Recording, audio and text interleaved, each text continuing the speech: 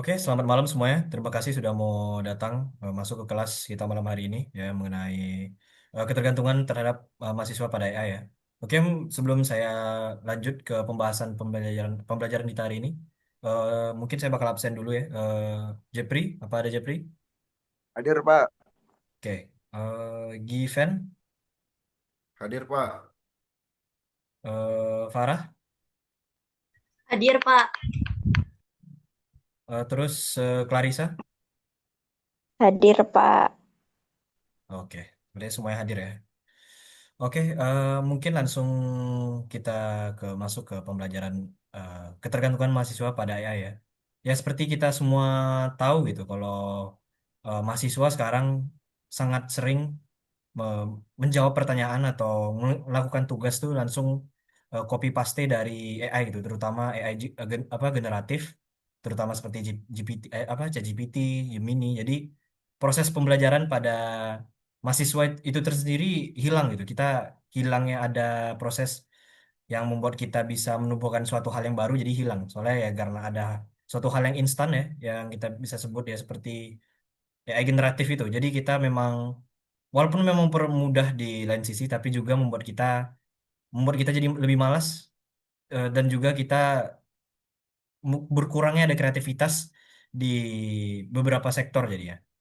Terus juga ChatGPT juga mempermudah beberapa pekerjaan juga, terus juga bisa membantu kita sekarang udah ada yang bisa membuat apa website, atau juga ada yang bisa membantu kita membuat program. Jadi ya memang kebanyakan dari AI tersebut dapat membantu kita, cuman kita jangan sampai terlena ya. Dan juga kita juga jangan asal percaya langsung dari apa yang diberikan oleh AI kepada kita, soalnya ya AI itu dia mengambil data bukan eh, langsung dari proses berpikir mereka. Jadi betul-betul data yang telah kita berikan itu mereka olah. Jadi bukan seperti kita sendiri. Kalau kita tuh yang memiliki logika, jadi kita bisa terjadi adanya bias gitu. Cuman kalau mereka tuh tergantung dari data. Kalau misalnya data yang diberikan kita ke mereka itu jelek, misalnya data sebuah kenaikan harga itu tidak sesuai dengan kenyataannya, ya mereka tetap memberikan data tersebut. Ya, soalnya data itu yang diberikan ke mereka. Sedangkan kita bisa ngerti gitu. Kalau misalnya data ini tidak sesuai. Soalnya kita memiliki logika, sedangkan mereka tidak. Melainkan mereka eh, mengolah data. Terus juga mereka jika kita menanyakan hal-hal yang mungkin tidak sesuai dengan atau konteksnya tidak jelas, mereka juga bisa berhalusinasi disebutnya itu. Mungkin saya bisa langsung coba share screen ya. Saya tunjukkan demonstrasi bagaimana AI. Misalnya nih, kita menanyakan misal nih tentang hal bola. Siapa tahu si Persebaya, misalnya gini ya. Bagaimana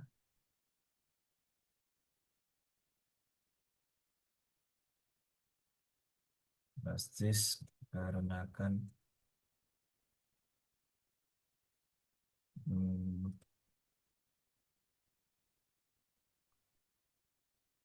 saya tanya gini. Nah, tuh.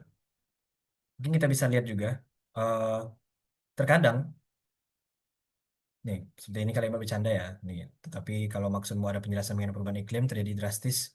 Nah, ini kalau dulu mungkin kalau kita menanyakan hal yang tidak sesuai itu, mereka biasanya langsung menjawab dengan hal yang tidak seharusnya. Soalnya yang penting mereka menjawab gitu dengan data yang ada. Cuman sekarang mungkin ya mereka sudah memiliki banyak data dibandingkan zaman-zaman dulu ya. Jadi mereka sudah bisa menjawab gitu dengan sesuai itu, tidak dengan asal-asalan jawab.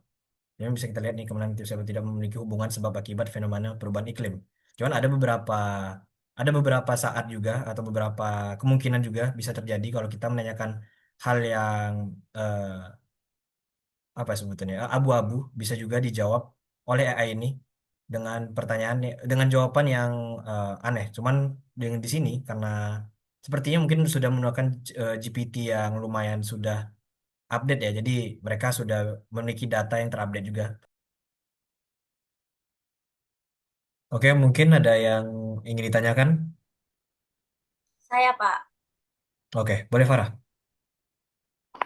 Jadi ini saya berdasarkan pengalaman pribadi saya. Jadi dulu itu saat saya masih SMK, saya tuh benar-benar belum mengenal AI. Saat itu saya lihat teman-teman saya sudah memakai ChatGPT untuk mengerjakan tugas. Tapi saya cuma anggap biasa dan tidak tertarik. Kemudian guru saya meminta saya ikut lomba di bidang IT dan menyarankan untuk memakai ChatGPT sebagai bantuan. Dari situ saya mulai mengenal AI atau lebih tepatnya ChatGPT. Awalnya cuma buat lomba, lama-lama jadi sering dipakai untuk saya mencari ide, mengerjakan tugas, bahkan menjawab-jawab pertanyaan yang sulit. Tanpa sadar, saya jadi bergantung banget. Sekarang, setiap ada tantangan atau tugas, pikiran pertama saya pasti langsung saya akan tanya ChatGPT dulu. Tapi di sisi lain saya sadar zaman sekarang serba canggih, AI ada di mana-mana dan memang bermanfaat. Tapi saya juga tidak mau kecanduan sampai tidak bisa mikir sendiri. Jadi pertanyaan saya itu Pak, berdasarkan pengalaman pribadi saya dari nol sampai jadi ketergantungan, bagaimana cara agar saya tetap memanfaatkan AI dengan bijak tanpa kehilangan kemampuan berpikir dan kreativitas, terutama di era sekarang di mana AI semakin mudah diakses. Oke, ya bagus juga sih pertanyaannya. Terima kasih Farah. Mungkin ya, mungkin dari awal ya. Mungkin kita juga pas awal-awal muncul ya tuh mungkin sekitaran pas kalian mungkin masih SMK kali ya. Mungkin kita juga kenal kan ChatGPT ini apa itu nggak terlalu penting gitu. Mungkin ya sekedar hal yang lewat terus ya bakal nggak bakal berguna terlalu berguna gitu.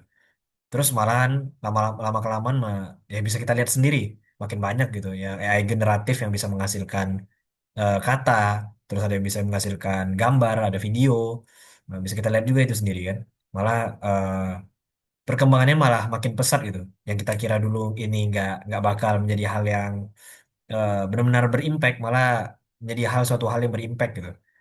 Nah, kalau dari masalah Farah ini kan, yang dari awal nggak tahu terus ChatGPT ini apa, terus eh, gara terpaksa disuruh oleh guru ngerjain tugas, gara ikut lomba terus disuruh pakai ChatGPT, jadi Farah menggunakan ChatGPT jadi malah sampai sekarang keterusan gitu melakukan kegiatan apapun terus sampai ya jadi ketergantungan jadi tidak bisa lepas. Nah, Farah juga menanyakan ya bagaimana cara agar tidak bergantung pada AI generatif seperti ChatGPT, Gemini dan sepertinya. Ya mungkin ya yang harus dibenahi ya itu pada diri kita sendiri itu juga. Apa kita benar-benar mau berubah gitu atau kita mau belajar apa belajar apa yang pengen kita pelajari itu. Jadi jangan langsung ngambil pertanyaan terus kita paste ke GPT terus kita ambil aja jawaban itu tanpa kita tahu gitu jawabannya benar atau tidak. Harusnya kita kayak kita pelajari dulu gitu. Misalnya kayak mengenai komputer atau mengenai kayak bagian-bagiannya seperti RAM gitu. Atau misalnya sejarah komputer ya, harusnya kita pelajari gitu. Jangan kita ambil terus kita paste ke GPT terus kita ambil aja jawaban kita padahal kita nggak ngerti itu bagaimana sejarahnya atau apa gitu penjelasannya. Jadi itu harus kita biasain lagi gitu dari biasa dari awal. Ya sebenarnya itu nggak ada solusi belum ada solusi melainkan ya dari diri kitanya atau benar-benar mau berubah gitu. Dari pemikiran kita harus kita ubah lagi, jangan selalu tergantung pada AI. Soalnya kalau kita tergantung ya kita bisa jadi lupa cara berpikir yang benar gitu. Malahan ya yang membedakan manusia dengan AI itu ya gara kita memiliki logika, memiliki otak gitu. Kita memiliki daya pikir, sedangkan mereka tidak gitu. Mereka hanya mengambil data terus mereka olah terus memberikan jawaban dari data tersebut. Nah, ini hal-hal mungkin hal seperti hal kreatif ya, seperti ide itu jangan jangan kita juga cari ke ChatGPT. Mungkin kalau bisa kita cari sendiri idenya, terus kita mungkin bisa kembangkan lagi dari eh, ChatGPT-nya atau dari AI generatifnya gitu. Jadi kita tanyakan lagi ini mungkin bisa apa hal yang bisa saya kembangkan lagi mungkin dari ide ini mungkin ide apa gitu misalnya membuat website misalnya membuat website apa yang bisa saya kembangkan lagi dari website saya ini yang agar membuat orang-orang lebih nyaman atau website saya lebih interaktif gitu. Jadi ya lebih ke arah di kitanya gitu. Jangan terlalu sering gitu. Bergantung pada AI. Mungkin itu saja sih Farah. Terima kasih, Pak. Oke, mungkin tidak ada yang bertanya lagi ya. Mungkin ya kelas malam hari ini bakal saya akhiri. Terima kasih sudah mau datang masuk ke kelas malam hari ini ya. Oke, mungkin sekian segitu saja ya. Terima kasih semuanya. Boleh boleh live sekarang.